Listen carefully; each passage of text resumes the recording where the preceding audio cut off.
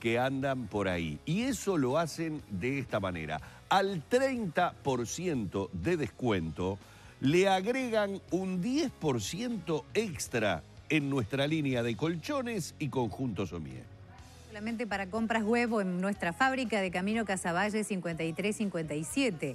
Abierto de lunes a domingos de 9 a 18 horas. Hasta 12 pagos sin recargo. Compra por nuestra web www.deseos.com.uy o te esperamos en nuestro showroom de fábrica. Lo mejor de tus sueños pasa por Deseos. La próxima entrevista es una presentación de Helpline, el botón que puede salvar vidas. Helpline, seguridad para el adulto mayor. Y Óptica Brioso, www.opticabrioso.com. Óptica Brioso es servicio diferencial.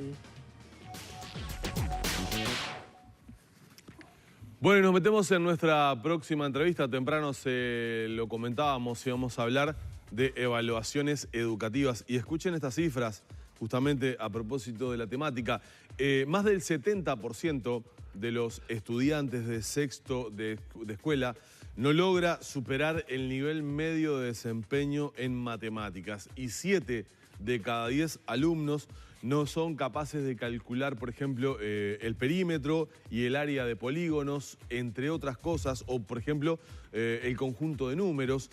Estos son algunos resultados que se han presentado en el informe justamente del Instituto Nacional de Evaluación Educativa, el INED, y para conocer detalles y charlar sobre estas temáticas es que hemos invitado a la presidenta, justamente a Alex Macei, a quien es un gusto recibir. Alex. Encantada, muchas gracias. Un gusto recibirte como siempre. Como siempre.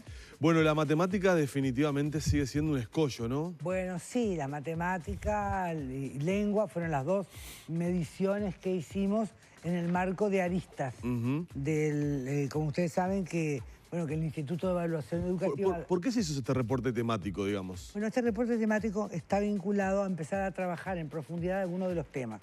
¿Qué ocurre? Ayer hicimos también la presentación de lo que llamamos la liberación de bases, de bases de datos. ¿Qué son las bases de datos? Las bases de datos es la información que recabamos para hacer después los informes. Claro. Ustedes recuerdan que el año pasado se publicó un documento muy interesante que trae estos datos, que es Aristas, sí, y que se concretó el año pasado a tercero de primaria y sexto de primaria. Este año vamos a presentar los datos de tercero de ciclo básico. Para elaborar ese informe, el instituto recoge muchísima información. ¿Información de qué tipo? Información a docentes, a padres, pruebas a estudiantes, a directores de los centros educativos, a distintos actores de la comunidad. Y esa información que se recaba en más de 300 escuelas, en la que participan más de 17.000 estudiantes, constituye lo que se llama la base de datos. La base de datos. Sobre la que se trabaja y se combinan los resultados para poder dar esas cifras que les acabamos de comunicar. Ayer lo que hicimos y lo que empezamos a hacer en el instituto por primera vez es liberar esa base de datos, por cierto que desidentificada, no tiene nombre ni de escuela. Claro, no tiene el rótulo del niño ni de escuelas. Pero sí permite poder indagar distintas cosas, porque nos da las distintas dimensiones que se evaluaron.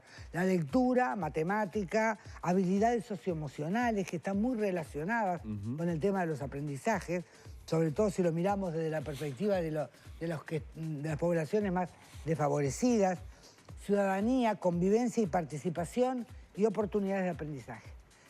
De todo esto tenemos una base inmensa de datos que hasta ahora quedaba, más allá de que se publique y quedaba pública para que quien la quisiera usar, quedaba bajo la custodia de algún modo del instituto, que se siguen haciendo investigaciones.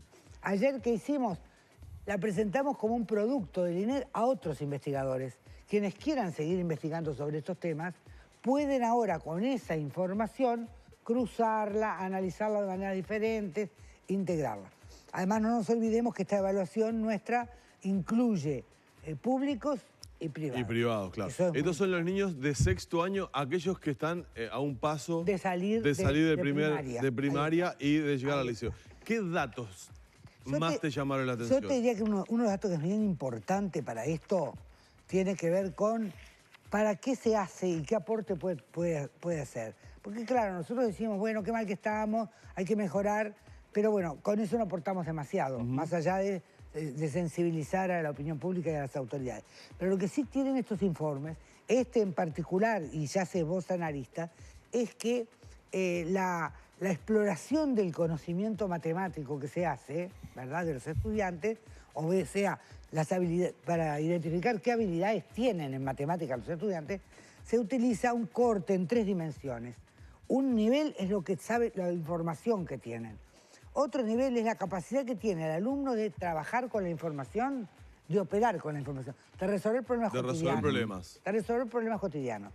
Y una tercera dimensión tiene que ver con la creatividad que pueda tener a partir de los datos y de la información que tiene sobre la propia estudio de la matemática. Esto por un lado. Por otro lado, estos 3 niveles se distribuyeron en 5 niveles de evaluación, ¿verdad? Nivel 1, nivel 2, nivel 3, nivel 4, nivel 5. Sin que eso implicara, nosotros no decimos cuál es el nivel de suficiencia. ¿Por qué no lo decimos? Porque eso lo debería decir la autoridad. Esta evaluación se hace y las pruebas están pensadas desde la perspectiva de lo que es el programa de educación primaria. Con expertos se hizo un estudio muy riguroso del programa, se definieron los marcos y ahí entonces se identificaron pruebas para cada uno de estos niveles. Y las pruebas de cada uno de estos niveles es lo que da cuenta no solo a dar los datos grandes, sumados, como tú decías, que nos impresionan, sino también le da la oportunidad al maestro de poder identificar en cuál de esos niveles sus alumnos tienen mayores debilidades. Y nosotros también como padres, bueno, ¿hasta qué punto nosotros decimos saber matemáticas es tener información y poder reconocer una cuenta o un procedimiento matemático? ¿O hasta qué punto saber matemáticas implica que un alumno pueda operar y entender y aplicar cuestiones matemáticas para analizar los problemas corrientes, ¿verdad? O reflexionar sobre la problemática de la matemática? Entonces, este trabajo tiene esa utilidad que no solo aporta datos generales, que muchas veces dirán ustedes, ¿para qué los hacemos si ya lo sabemos? Porque en realidad coincide bastante la información que tenemos desde las evaluaciones de aristas con las evaluaciones internacionales que se han hecho de UNESCO y con las evaluaciones que ha hecho Codicen desde el año 98 hasta ahora en 6º año. Lo que importa, como les decía, es que eso permite ahondar y profundizar en cada uno de los aspectos en donde habría que trabajar más. Y también arroja otros datos, porque también en esta evaluación se trabaja mucho con los docentes. Se les pregunta a los docentes en lo que llamamos oportunidades de aprendizaje, cómo trabajan con los errores, cuánto tiempo le dedican a cada tema, y eso le va a ayudar a ver, bueno, si yo le dedico tanto tiempo a este tema y acá es donde tengo la debilidad, tendré que dedicarle más. Cuánto del programa se aborda, cuánto de ese programa los docentes dicen que pueden dar, cuánto dan y cuánto los alumnos no comprenden, cuánto no se da, ¿verdad? El caso, una de las cosas que vemos, por ejemplo, en 6º año es la debilidad estadística, que está muy asociada a lo que dicen los maestros, que es muy complejo darlo en 6º año. De manera que empezamos yo te diría, a abrir, a ojear cada uno de los problemas que inciden en la complejidad de lo que es la enseñanza de este país, no solamente de las matemáticas. ¿Hay posibilidades de comparar con resultados en años anteriores? Mira, no siempre es bueno, porque depende mucho con qué se mida, cómo es el instrumento y cómo se construye. En el caso del INED, nosotros estamos preparando baterías de indicadores que se van a repetir dentro de 3 años para poder hacer esa medición y ese seguimiento de resultados, que es lo que tienen todos los países a lo largo de muchos años. Tienen un sistema de seguimiento y de evaluación. Con la misma metodología y con el mismo procedimiento. Claro, con el mismo procedimiento, reservas ítems, se aplican. Y estamos ahora preparando también una serie de ítems que vamos a liberar para que trabajen las escuelas, lo que llamamos la autoevaluación. Se lo mandamos a las escuelas, que las escuelas lo apliquen con sus alumnos y que después se comparen con las medias nacionales. Claro, más allá de todo, las dificultades en matemáticas vuelven a aparecer sobre otros trabajos que se han hecho en el pasado, ¿no? Sí. En cuanto a los escolares. Siempre hay una crítica de los docentes de secundaria y que dicen que los niños pasan de primaria a secundaria con bases muy endebles en lengua y en matemáticas, ¿no? Eso es muy cierto, eso siempre lo decimos, sobre todo los de secundaria, porque se tiende siempre a pensar que el problema está solo en secundaria. Y en secundaria el problema que tenemos más grave es la edad cronológica de los jóvenes con los que nos toca trabajar, que son adolescentes, que son complejos y que es problemático. Pero en realidad también tenemos y advertimos que hay algunos déficits de aprendizajes en lo que tienen que ver con estas áreas en primaria, por eso que estamos trabajando con eso. Ya primaria ha iniciado una serie de dispositivos estos últimos años para mejorar esto. Como yo les decía, en realidad se establecieron 5 niveles de resultados, de desempeño de los estudiantes, ¿verdad? ¿Qué dieron? ¿Qué dieron esos niveles? Bueno, a nivel nacional, nosotros podemos decir que en el primer nivel, Aristas tiene una característica que no tienen las pruebas internacionales, y es que queremos recoger todos los desempeños que tienen los estudiantes, sea el más bajo al más alto. Claro. Hay otras pruebas que dicen, está por debajo del insuficiente, no se toma. Acá no, acá tomamos todos los niveles. En el primer nivel, a nivel de país, podemos decir que tenemos un 6% de estudiantes que están en el primer nivel. ¿Qué es el primer nivel? Bueno, tendríamos que leer la descripción, que es muy interesante lo que se establece. Reconoce relaciones de orden entre números naturales, información explícita en tablas y gráficos estadísticos simples, unidades de medida sencillas, longitud y masa, representaciones de polígonos y figuras del espacio. Realiza sumas y restas, multiplicaciones sencillas, calcula, razona, simple, y modeliza situaciones simples con sumas y restas. Ahí tenemos un 6% de los alumnos del sexto año del año 2017. Luego tenemos en el segundo nivel, que ya dijimos que el nivel de complejidad es mayor, tenemos un 28% de estudiantes, ¿verdad? Después también se hace el desagregado de cuántos están en cada uno de los componentes que analizábamos antes, de información, de resolver problemas, etc. Pero si nosotros decimos en el segundo nivel tenemos un 30%, en el tercer nivel, tercer y cuarto nivel podemos decir que tenemos prácticamente, tercer nivel tenemos un 37%, cuarto nivel un 22% y quinto nivel un 6,5%. Esto sería en términos generales en todo el país, públicos y privados. Si agrupamos, que esto va a ser oportuno y va a quedar muy bien cuando se concluyan los perfiles que está diseñando Primaria. Primaria está trabajando y en base a eso se hicieron estos cálculos, está diseñando perfiles de egreso.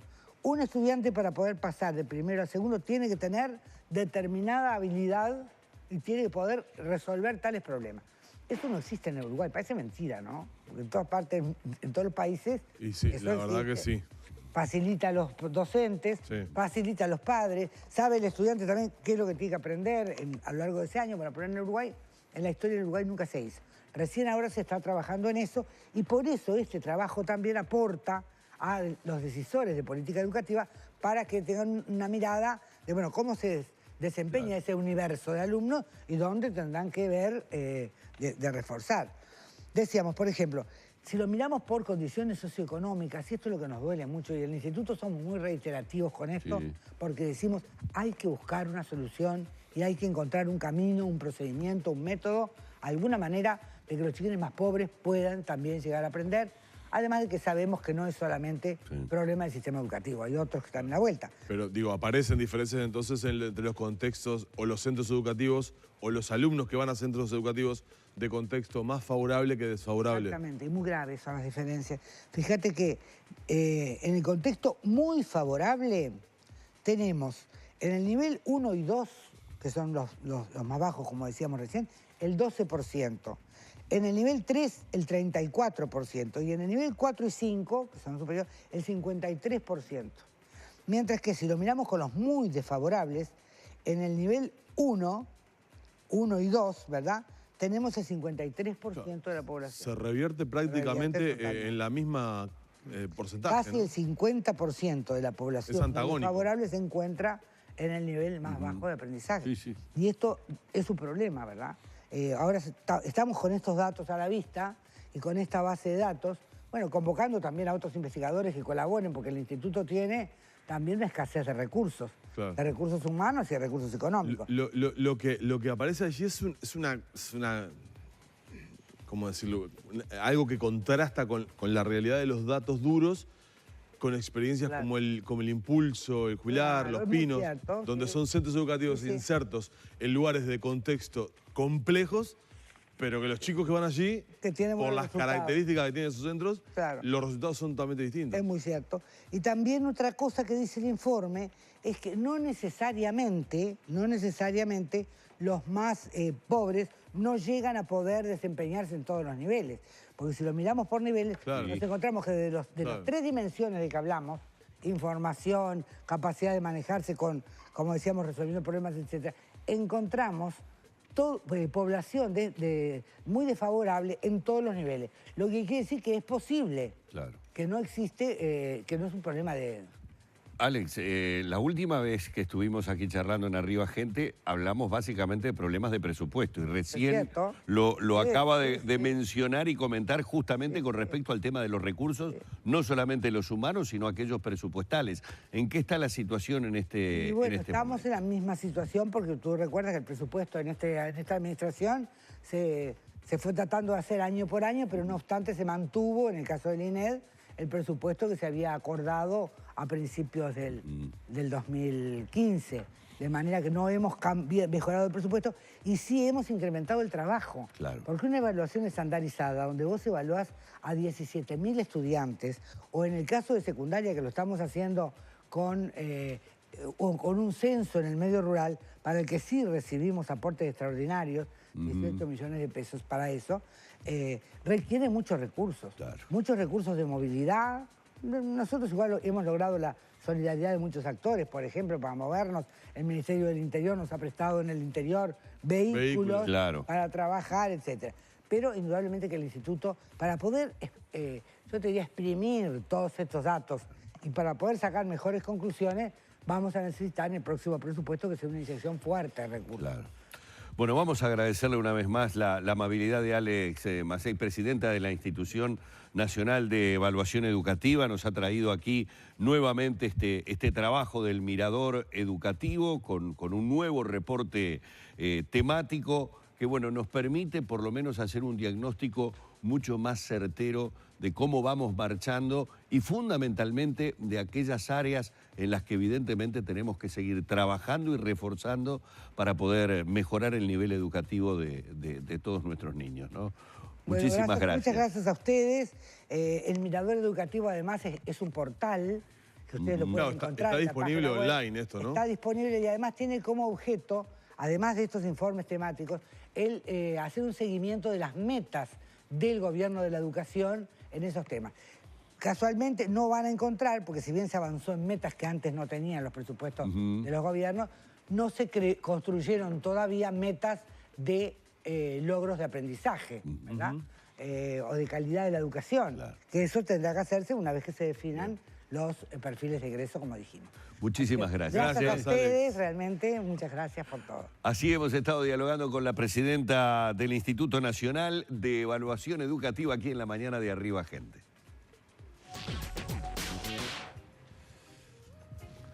Bueno, les cuento que Helpline les ofrece el teléfono ideal para los adultos mayores, también para personas que viven solas. Con forma de reloj pulsera, los afiliados a Helpline lo pueden usar en la muñeca. Tiene un solo botón para llamar y pedir ayuda, sin prenderlo ni apagarlo. Presione el botón e inmediatamente escuchará la voz de nuestras operadoras. Además es impermeable, lo que significa que lo puede usar dentro de la ducha. Helpline, siempre junto a usted, al alcance de un botón. Actualizamos ahora los títulos presentados por Camposur. Chorizos Camposur, elaborados con carne fresca y natural. Camposur, de nuestra granja a su mesa. Y masa madre, macarrones, jesuitas, merenguitos, piononos, medialunas y magdalenas.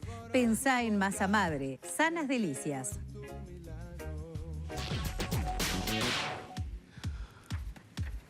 La justicia condenó a 6 años y 2 meses de cárcel al hombre responsable de la toma de rehenes en una peluquería de Pocitos en enero.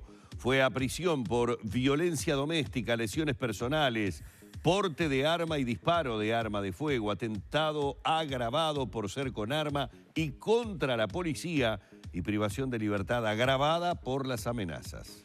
El director de Seguridad y Convivencia Ciudadana del Ministerio del Interior, Gustavo Leal, afirmó que hay problemas de coordinación entre su ministerio y el de Desarrollo Social y hay delincuentes que cobran asignaciones